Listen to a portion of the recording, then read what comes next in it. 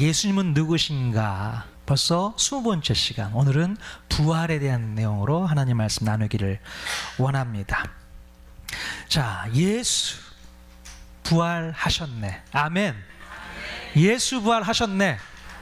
여러분도 한번 따라 해보시죠. 예수 부활하셨네. 아멘. 자, 사망 권세를 꺾고 부활하신 예수님께서 우리에게 영원한 승리를 선포해 주셨습니다. 너희가 환난을 당하나 담대하라, 내가 세상을 이겼노라. 아멘. 자, 정말 이 승리야말로 우리가 평생 이 땅을 살아가는데 필요한 에너지의 원천인 줄로 믿습니다. 또한 우리가 가져야 될 힘의 공급원이 되는 줄로 믿습니다. 자, 그래서 오늘도 우리가 말씀 듣고 힘내시는 저와 여러분 모두가 다 될 수 있기를 주님의 이름으로 간절히 축원드립니다. 여러분, 혹시 비단뱀에 대해서 들어보셨습니까? 비단뱀. 자, 이 녀석이 어떤 녀석이냐면요, 토끼나 염소, 또 멧돼지, 사슴 같은 짐승들을요, 지 몸으로 한번 감싸가지고 질식을 시킨 다음에 아예 통째로 삼켜버리는 녀석이 바로 이 비단뱀입니다. 자, 한참 전에 어떤 일이 있었냐면 미국 플로리다주에 있는 국립공원에서 이런 일이 있었어요. 길이가 한 4m 정도 되는 미얀마산 비단뱀이요, 한 1.8m 되는 악어를 한 입에 삼켜버린 일이 있었습니다. 어떻게 되었을까요? 야, 대단한 일이죠. 어떻게 그 악어를 한 입에 다 삼켜버릴 수 있었을까? 자, 근데 놀랍게도 나중에 발견된 건데요, 이 악어가요, 발톱이 날카롭거든요. 그 발톱으로 이 비단뱀의 배를 찢고 그리고 살아나왔다는 놀라운 기사를 제가 접한 적이 있습니다. 아주 통쾌하죠?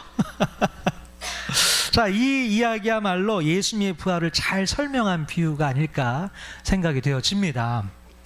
어떻게 보면은 비단뱀의 그 입에 들어갔다라는 것은 죽었다는 걸 얘기하는데 그렇지 않다는 거죠. 내가 누군데 하면서 발톱으로 배를 찢고 나왔다는 그런 이야기. 자, 여러분, 예수님께서도요, 십자가에 달려 숨이 멎은 뒤에 잠시 무덤에 있으셨습니다. 자, 그러나 예수님께서는 우리를 위한 대속을 완성하시기 위해서 사망 권세를 깨고 부활하셨습니다. 자, 사망 권세가 우리 예수님을 더 이상 무덤에 가두지 못했다는 것입니다.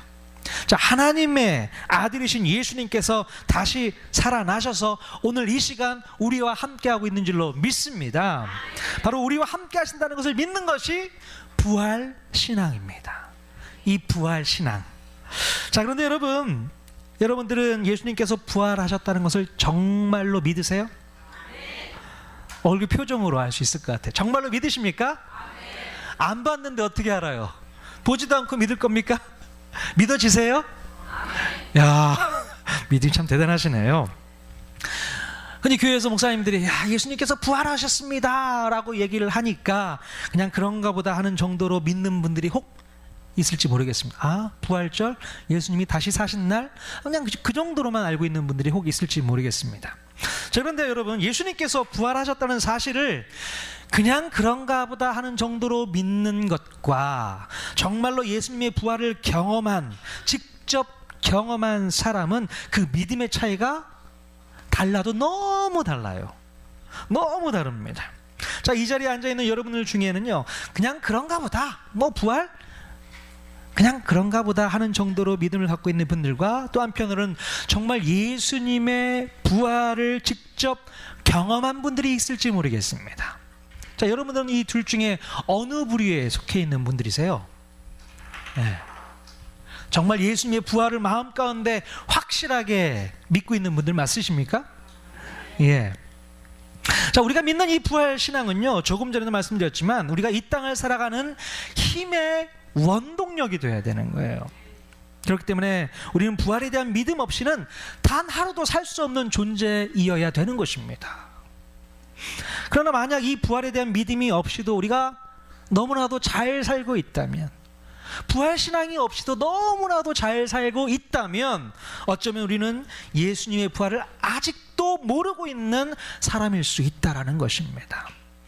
여러분, 초대교회 시대에 살던 예수님의 제자들과 그리스도인들이 어떤 삶을 살았습니까? 자, 그들은 참으로 힘들고 어려운 환경과 형편 속에서도 능력 있는 삶을 살 수가 있었습니다. 그들이 어떻게 그런 능력 있는 삶을 살 수 있었을까? 바로 부활하신 예수님을 직접 몸으로 경험했기 때문에 가능했던 삶입니다. 자, 그들은 부활하신 예수님을 경험했고 평생 동안 그 부활 신앙을 가지고 살았기 때문에 어떤 환경과 형편 속에서도 힘있게 살 수 있는 능력을 나타낼 수 있었다는 것입니다. 바로 그것이 오늘날까지 기독교가 이어지게 된 비결이라고 생각이 되어집니다. 자, 그런데 여러분, 그렇다면 예수님의 이 부활 사건은 주로 어떤 사람들을 통해서 오늘날까지 이어지게 되었을까요? 누구를 통해서 이 부활 사건이 전달되어졌을까요? 당연히 예수님의 제자들이 예수님의 부활을 전달했을 것이라고 우리는 생각을 합니다. 당연하죠. 자, 그런데 우리가 전혀 예상하지 못했던 사실이 하나 있습니다. 자, 예수님의 제자가 아닌 또 다른 부류의 사람들을 통해서도 바로 예수님의 부활이 전달되었다는 사실입니다. 자, 바로 그들이 누구냐 하면 예수님을 십자가에 못 박았던 사람들, 바로 그들을 통해서도 예수님의 부활이 증거되었다는 거예요. 특별히 예수님의 부활 사실을 숨기려고 했던 사람들 누구일까요? 누가 예수님의 부활을 숨기려고 했을까요? 못 박았던 사람들이겠죠. 우리 지난주에도 한번 살펴봤잖아요. 대제사장 세력들과 또 로마 제국의 그 지휘관들, 총독 빌라도, 바로 그들은 예수님의 부활 사실을 분명히 알고 있었습니다. 그래서 돈을 주고 병사들의 입을 막게 되잖아요. 큰 돈을 주었다고 성경에 기록하고 있는데요. 자, 그래서 오늘 보게 될 영화도 바로 십자가의 못을 박으라고 명령한 백부장, 바로 호민관이 예수의 부활을 경험하고 변화되어지는 모습을 영화로 그리고 있습니다. 나중에 한번 같이 봤으면 좋겠고요. 자, 그래서 그들은요, 그 사실을 다른 사람들이 알지 못하도록 몰래 숨기려고 했었다는 것이죠. 자, 그런데 여러분, 이 사실이 정말로 숨겨질 수 있는 사실입니까? 숨겨질 수 있었을까요? 자, 제가 생각해 볼 때는요, 절대로 예수님의 부활 사건을 그들은 숨기지 못했다는 것입니다. 예수님의 부활 사건은요, 그들끼리 소곤소곤거리면서 입소문으로 조금씩 퍼져나갔다는 거예요. 그들에게는 그다지 좋을 것이 하나도 없는 사건이지만 그들에게는 그 사건이 엄청난 충격으로 다가왔기 때문에 그렇습니다. 자, 제가 예전에 TV에서 어떤 실험 동영상을 본 적이 있어요. 어떤 실험이었냐면 사람들로부터 소문이라는 것이 어떻게 퍼지는가를 실험하는 그런 실험이었습니다. 자, 어떻게 실험을 했냐면요, 방송국에서 한 녹화 방송에 방청객으로 앉아있는 사람들에게 몇 가지 소문을 퍼뜨리게 됩니다. 자, 방청객들 중에 이쪽에 앉아있는 사람, 또 이쪽에 앉아있는 사람, 두 부류에게 다른 소문을 퍼뜨리는 거예요. 그래서 이쪽에 앉아있는 사람들에게는 한 유명한 연예인이 갑자기 자살을 했다라는 소문을 퍼뜨렸습니다. 한 사람에게. 그리고 한쪽에는 깜짝 놀랄 만한 좋은 소식, 기쁜 소식을 퍼뜨리게 돼요. 자, 방송이 다 끝나고 나서 어떤 결과가 펼쳐졌을까요? 자, 어떤 소식이 더 많이 퍼졌을까요? 신기하게도 좋은 소식이 퍼지는 것보다 나쁜 소식 있잖아요. 깜짝 놀라는 그 슬픈 소식이 이 방청객들에게 다 소문이 퍼졌다는 겁니다. 그런 실험 결과를 볼 수가 있었습니다. 자, 바로 그래서 이 실험의 결론이 무엇이냐면요, 사람들은요, 기쁘고 좋은 소식보다는 부정적이고 나쁜 소식들을 더 빨리 전달하게 된다, 이런 결과를 우리가 볼 수 있습니다. 듣기 좋은 소문보다는 매우 슬프거나 나쁜 소문들이 더 빨리 퍼진다는 것입니다. 자, 그래서 제가 깨달은 사실이 하나 있는데 바로 예수님의 부활도 마찬가지가 아닐까 생각이 들었습니다. 예수님의 부활이 나쁜 나쁜 소식일 수밖에 없는 사람들, 바로 대제사장 세력들이잖아요. 바로 그들에게는 그 전달 속도가 오히려 더 빠르게 퍼졌다는 겁니다. 신기할 정도로. 자, 그래서 예수님의 부활을 숨기려고 했던 사람들은 오히려 더 빠른 속도로 몰래 입소문을 타고 그 소문이 퍼져갔다라는 것이에요. 자, 그러니까 예수님의 부활은 예수님의 제자들만 소문내고 다닌 것이 아니라 예수님의 부활을 싫어했던 그 사람들을 통해서도 소리 소문 없이 빠르게 전달되었다는 것입니다. 자, 그래서 그런지는 몰라도 몇 년 지나고 나면 바로 예수 그리스도의 복음이 로마의 상류계급 사람들에게까지 잘 전달되었던 것 같습니다. 그래서 결국 로마 제국에 이 기독교가 국교로 공인되는 역사가 있게 됩니다. 자, 그런 일들을 제가 보면서 와, 바로 하나님의 역사는 대단하구나. 복음의 역사를, 부활의 역사를 증거하는 사람들도 있겠지만 그것을 싫어하는 사람들을 통해서도 분명히 부활은 증거되었을 것이다 라고 생각을 해보게 됩니다.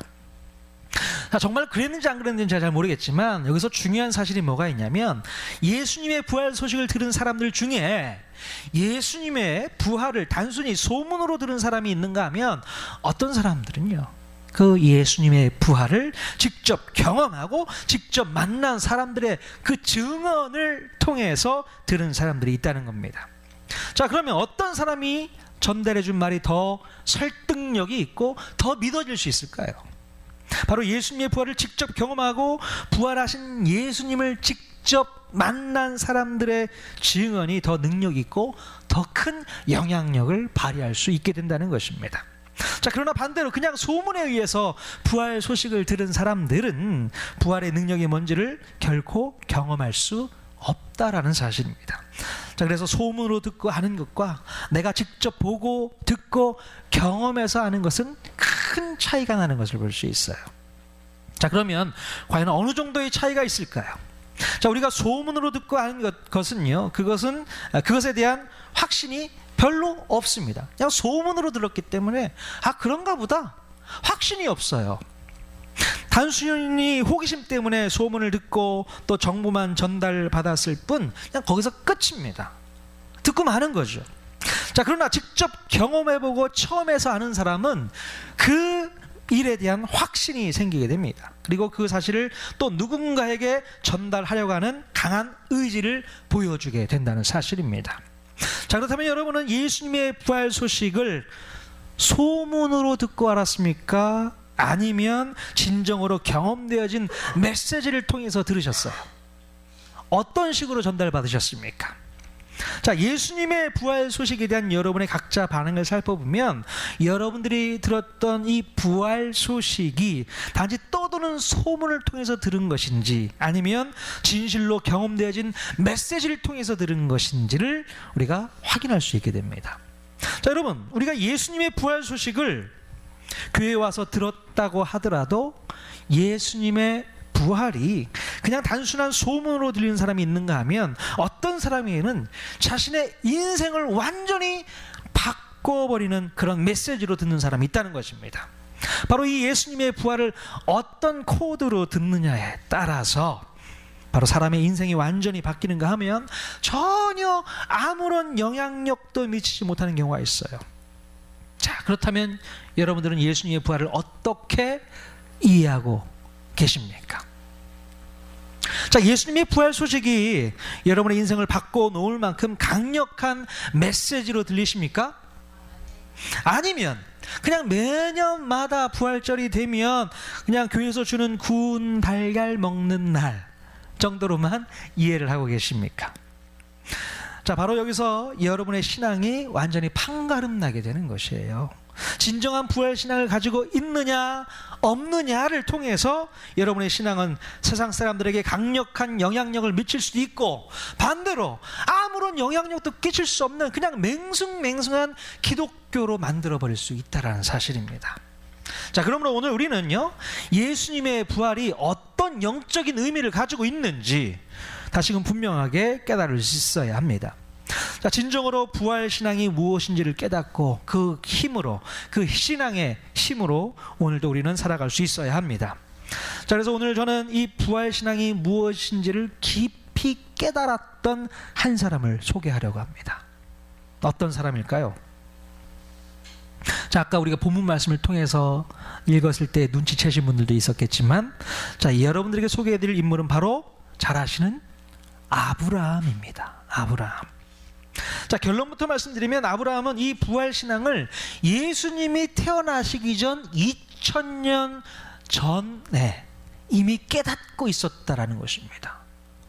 바로 이 아브라함이 부활신앙을 알고 있었다라는 것이에요. 자, 우리가 이해를 돕기 위해서 로마서 말씀으로 넘어가서 하나님 말씀을 한번 살펴보도록 하겠습니다. 자, 로마서 4장으로 넘어가서 보면 사도 바울이 아브라함을 그 말씀에 등장시켜서 예수님의 부활을 설명하는 장면이 나오게 됩니다. 같이 4장 17절 말씀 한 목소리로 읽어보도록 하겠습니다. 시작.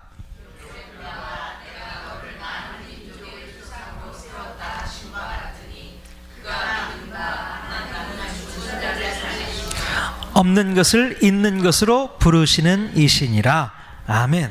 자, 아브라함에게는 하나님에 대한 믿음이 있었는데 어떤 믿음이었냐면 바로 하나님은 죽은 자를 살리시며 없는 것을 있는 것 같이 하시는 분이라고 믿었다는 것입니다. 자, 그런데 바로 아브라함이 그렇게 믿을 수 있었던 이유는 그에게 주신 약속 때문에 그랬다라는 것이죠. 자, 창세기 15장으로 가서 보면 하나님과 아브라함이 대화를 하는 장면이 나오게 됩니다. 자, 이때에 특별히 하나님께서는 아브라함에게 엄청난 약속을 하나 해주시게 돼요. 자, 뭐냐면, 자, 아직 75세가 된 나이임에도 불구하고 자녀가 없었던 아브라함에게 무슨 약속을 해주시냐면, 내가 너에게 하늘의 별과 같이 내 자손이 이와 같이 많게 해주겠어 라고 해주시는 약속을 주셨습니다. 아브라함은 그 약속을 마음 가운데 믿게 되었다고 성경은 기록하고 있습니다. 자, 그런데 시간이 흘러도 자식이 생겨요, 안 생겨요? 안 생겨요. 약속을 하셨으면 약속을 이행하셨어야 되는데 시간이 흘러도 그 약속을 지키지 않으시는 것 같아서 결국 아브라함은 그 몸종을 통해서 아들을 낳게 됩니다. 자, 그러나 그것은 하나님의 뜻이 아니었죠. 예. 자, 결국 하나님께서는 99세 된 아브라함에게 다시 나타나셔서 아들에 대한 약속을 다시 말씀해 주십니다. 자, 아브라함과 사라는 이제 늙어서 경수가 다 끊어진 상태인데 그래도 여전히 그들에게 아들을 주시겠다고 얘기를 해주신 겁니다. 자, 아마도 아브라함은 말도 안 되는 얘기였지만 그 약속을 마음 가운데 다시 믿게 되었던 것 같습니다. 자, 로마서 4장 18절 말씀 같이 읽겠습니다. 시작. 아브라함이 바랄 수 없는 중에 바라고 믿었으니. 예. 자, 19절 말씀도 읽겠습니다. 시작. 그가 100세나 되어 자기 몸에 죽은 것 같고 사라의 태가 죽은 것 같음을 알고도 믿음이 약하여지지 아니하고. 예. 자, 이것은 마치 아무것도 없는 무에서 바로 유가 창조될 것을 아브라함이 믿었다는 거예요. 바로 죽음에서 생명이 나올 것을 분명히 믿었다라는 것입니다. 아브라함은 하나님께서 자기에게 주셨던 약속의 말씀을 붙들고 무조건 믿었습니다.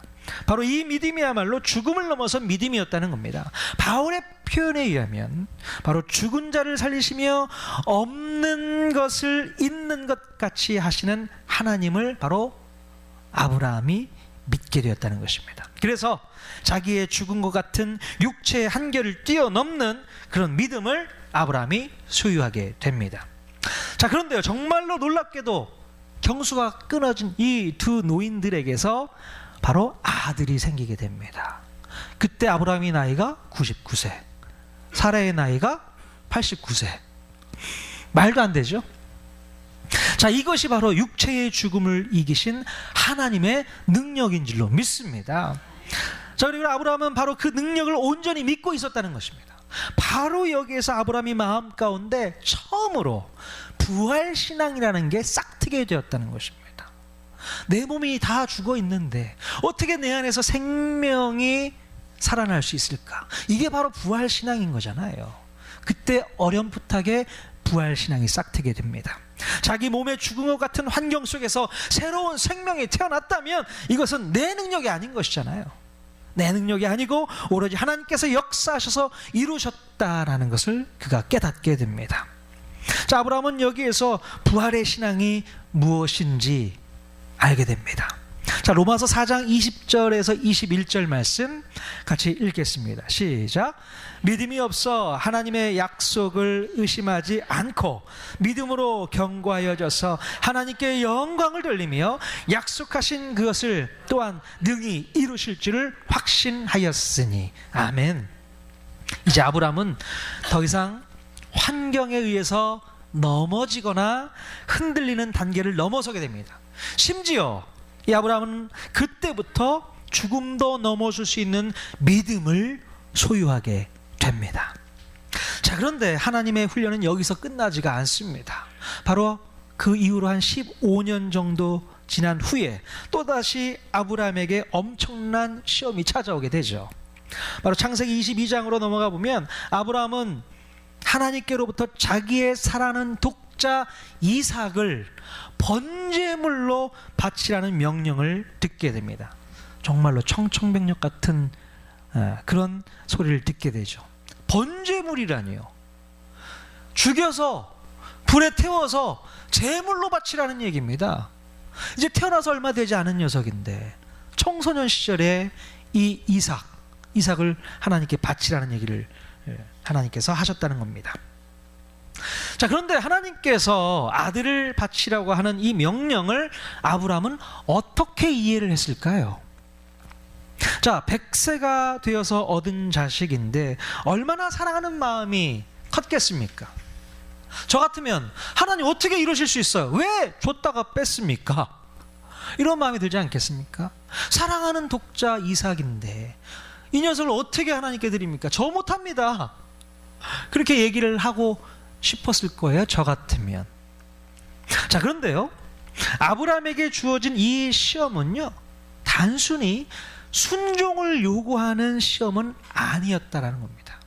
또한 아버지로서 자식을 사랑하는 마음이 더 중요하냐, 하나님을 사랑하는 것이 더 중요하냐, 자, 이런 것을 시험하는 것도 아니었다는 것입니다. 하나님께서 치사하게 그런 것 가지고 아브라함이 믿음을 시험하려고 하진 않았다는 거예요.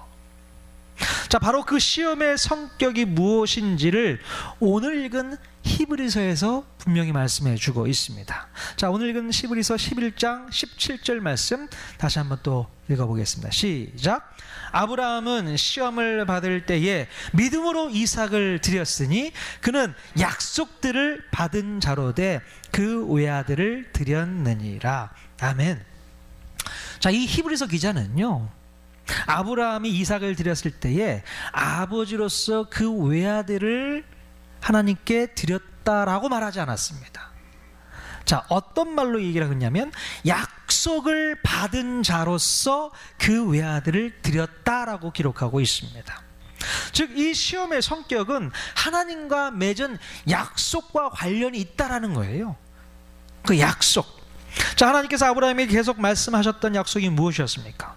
바로 그 후손을 통해서 하나님의 약속이 실현된다는 것을 계속 말씀해 오셨습니다. 이삭을 통해서 하늘의 별처럼 바다의 모래처럼 수많은 자손들이 생기게 되고 그 후손 중에는 반드시 메시아가 나온다는 것도 미리 약속해 주셨습니다. 아마도 아브라함이 이삭을 번제로 드리기 위해서 3일길을 가면서 내내 생각했던 것이 바로 이 아들은 약속의 자손으로 태어난 아들이야. 약속의 자손이야. 이 아들을 통해서 하늘의 별과 같이 바다의 모래같이 그 후손들이 많게 해 주신다고 했는데, 이런 생각을 계속 하면서 3일길을 걸었겠죠. 자, 그러면서 무슨 생각까지 하게 되냐면 바로 이 아들은 내가 죽여도 하나님께서 반드시 살리실 것을 믿게 되는 것입니다. 자, 히브리서 11장 19절 말씀 같이 또 보겠습니다. 시작. 그가 하나님이 능히 이삭을 죽은 자 가운데서 다시 살리실 줄로 생각한지라. 비유컨대 그를 죽은 자 가운데서 도로 받은 것이니라. 아멘. 여러분, 이 믿음이 무엇입니까? 바로 부활의 믿음, 부활의 신앙이 바로 이런 것입니다. 바로 이때 아브라함에게는 진짜 부활 믿음이 있었던 거예요. 자, 아브라함이 지금 알고 있는 하나님은 어떤 하나님이세요?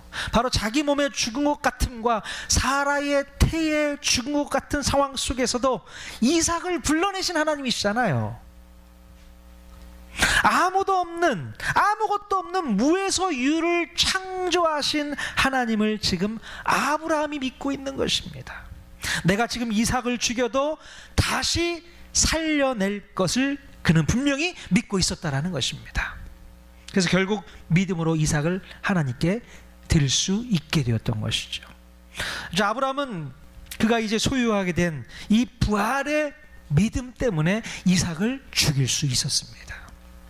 이삭을 향하여 칼을 단번에 내리칠 마음으로 아브라함은 칼을 아주 세게 잘 한 번에 죽일 수 있도록 칼을 갑니다. 성경에 나오지 않았지만, 자, 그냥 하나님의 눈치 보면서 천천히 죽이려고 하지 않았습니다. 하나님이 그러지 말라고 하시겠지 하면서 천천히 눈치 보면서 하려고 하지 않았다는 거예요. 아브라함의 마음 가운데는 이삭을 진짜 죽일 작정이었어요. 오히려 믿음으로 한번 죽여보자, 그런 마음이 있을 수 있었을 거예요. 그러면 다시 살려주실 것도 그 마음 가운데 믿었다라는 것입니다. 자, 그런데 바로 그때 하나님께서 아브라함아, 아브라함아 멈춰 세우게 되는 것을 볼 수 있습니다. 하나님께서는 이제 더 이상 이삭을 죽이려고 할 필요가 없기 때문에 멈추어 서게 하신 것입니다. 하나님은 이제 아브라함이 드디어 부활신앙을 가지게 되었다는 것을 확인하게 됩니다. 네가 이제 부활신앙을 갖게 되었구나. 그리고 아브라함은 그 믿음 때문에 하나님의 친구, 하나님의 벗이라는 별명까지 얻게 됩니다. 자, 어떻게 해서 아브라함이 하나님의 친구라는 칭함을 받게 되었을까요? 바로 아브라함은 하나님의 그 마음, 하나님의 마음을 아는 자가 되었기 때문에 그렇습니다. 인류 역사의 수많은 사람들 가운데 하나님의 마음을 진심으로 깨달았던 사람이 바로 이 아브라함이에요.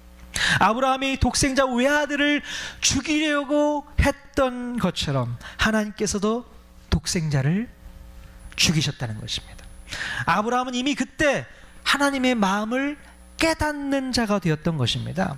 하나님께서 독생자 예수 그리스도를 십자가에 죽이실 때에 가슴 찢어지는 아픔을 똑같이 체험한 사람이 누구였을까요? 바로 아브라함이었다라는 것입니다. 아브라함이 2000년 전에 살았지만 바로 그 모리아산에서 아브라함도 이삭을 십자가에 못 박고 있었다라는 사실입니다. 그것을 2000년 전에 이미 경험했기 때문에 하나님께서는 아브라함을 너는 내 친구다, 네가 내 마음 너무나도 잘 알 것 같아. 아브라함은 하나님을 위해서 자기 아들을 내어드렸고 하나님은 인간들을 위해서 자기 아들을 내어주셨다는 사실, 서로 공통된 마음이 있으시잖아요. 그러니 네가 내 친구다, 네가 정말 부활이 뭔지를 아는구나, 그렇게 얘기를 하실 수 있었던 것입니다. 여러분, 1812년 인도에 있는 세람포르에서 있었던 일을 잠깐 얘기하도록 하겠습니다. 영국 출신 선교사 윌리엄 캐리가 그곳에서 성경을 벵갈어로 번역하는 작업을 12년 동안 해오고 있었습니다. 자, 그런데 일하던 그 인쇄소에서 불이 나기 시작한 거예요. 그래서 12년 동안 몸부림치면서 번역을 해왔던 그 원고가 다 한순간에 불에 타기 시작을 합니다. 얼마나 속상해요. 저 같으면 진짜 좌절하고 절망하고, 하나님 도대체 뭡니까? 제가 12년 동안 이 선교지에서 얼마나 고생하면서 번역했던 이 원고인데 이게 한순간에 다 날아가 버리게 생겼습니다. 하나님 도대체 어떻게 합니까? 그렇게 원망을 했을지 모르겠어요. 자, 이 윌리엄 캐리의 마음이 어땠을까요? 자, 그런데요, 놀랍게도 이 윌리엄 캐리는 활활 타오르는 그 불을 바라보면서 할렐루야 이렇게 외쳤다고 합니다. 할렐루야. 나중에 발견된 그의 일기에서 그날에 있었던 일들이 잘 적혀져 있다고 합니다. 윌리엄 캐리는 그날 그 불길 속에서 하나님의 음성을 듣게 됩니다. 그 활활 타오르는 불을 보면서 하나님이 나에게 이렇게 말씀하셨다고 기록하고 있어요.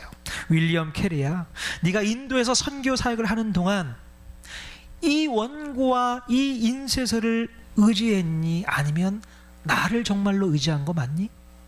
그렇게 질문을 해 오셨다는 거예요. 바로 그때 윌리엄 캐리가 대답을 했다고 합니다. 주님, 저는 12년 동안 선교하면서 땀 흘려 만들어낸 저 성경 번역 원고를 단 한 번도 의지하지 않았습니다. 오직 하나님만 의지하고 지금까지 왔습니다. 이렇게 대답을 했다고 해요. 자, 그래서 그 원고들이 불에 탈 때에 그 순간 그는 하나님께 그 원고를 하나님께 올려드렸다고 합니다. 주님, 이것을 받아주십시오. 이것을 받아주십시오. 나중에 모든 것이 다 소각되었지만 결국 하나님께서 또 은혜를 주셔서 그 모든 것을 다시 복원하고 또 많은 성과를 낳게 되었다는 것을 책으로 또 우리가 볼 수 있습니다. 자, 여러분, 우리는 바로 이 원리를 붙잡아야 합니다. 우리는 하나님께서 내 이삭을 빼앗아 가실 때 불평하고 원망을 하게 됩니다. 주님, 저에게 왜 이러시는 겁니까? 주님, 저에게서 왜 이것을 빼앗아 가십니까? 왜 저에게서 건강을 빼앗아 가십니까? 왜 물질을 빼앗아 가십니까? 왜 나에게서 사랑하는 사람을 빼앗아 가십니까? 도대체 왜 이러시는 겁니까? 이렇게 우리는 질문할 때가 많이 있어요. 우리는 아브라함처럼 그런 것들을 하나님 앞에 십자가에 못 박지 못하고 늘 원망만 하면서 살 때가 너무나도 많이 있습니다. 왜 이러시는 거예요? 왜 다 가져가시는 거예요? 자, 그러나 오늘 우리는 결단해야 됩니다. 예수님께서요, 사망 권세를 이기시고 다시 사신 오늘 우리는 새롭게 일어서야 될 줄로 믿습니다. 오늘 우리는 하나님께서 주신, 우리에게 주신 약속의 말씀을 다시 붙잡아야 한다는 것입니다. 그 약속의 말씀을 믿고 우리는 하나님께 나의 이삭을 바쳐 드려야 합니다. 하나님이 요구하시는 것, 그 이삭을 바칠 수 있는 믿음이 있어야 되는 것이죠. 그러나 거기서 끝나는 것이 아니라 하나님께서 그 이삭을 다시 살려내실 것도 믿는 겁니다. 이게 바로 부활 신앙인 줄로 믿습니다. 하나님께서 다 가져가 버리시고 끝나는 게 아니세요. 우리를 부활 신앙으로 다시 회복시키기 위해서 우리에게 다시 돌려주시는 분이 하나님이신 줄로 믿습니다. 그 사실을 믿으셔야 됩니다. 아무리 힘들고 어렵고 고통 가운데 있고 내가 정말 죽을 것 같은 환경 속에 있다 할지라도 우리 하나님께서 나를 다시 살리실 거야, 이 환경을 다시 회복시키실 거야, 그게 바로 부활신앙인 줄로 믿습니다. 2000년 전에 아브라함이 경험했던 이 부활신앙, 이제 예수님께서 십자가에 달리시고 2000년이 지난 지금 오늘 우리는 더 마음 가운데 확실하게 믿고 순종해야 될 줄로 믿습니다. 이게 바로 부활신앙이에요. 내가 지금 죽을 것 같고 너무나도 고통스럽고 어떻게 할 수 없는 그런 상황에 있을 때에도 하나님이 나를 살리실 거야, 나를 고치실 거야, 나를 회복시키실 거야, 그 믿음 가지고 다시 꿋꿋하게 일어서는 믿음, 이게 바로 부활신앙인 줄로 믿습니다. 오늘 여러분들에게 정말 이 부활신앙이 뭔지를 분명히 깨닫는 귀한 복된 시간이 될 수 있기를 주님의 이름으로 간절히 축원드립니다. 예수님께서 부활하셨습니다. 우리를 살리시기 위해서 부활하셨습니다. 여러분 일어나셔야죠. 사셔야죠. 그 믿음 가지고 평생을 힘있게 살아가시는 저와 여러분 모두가 다 될 수 있기를 주님의 이름으로 간절히 축원드립니다. 아멘.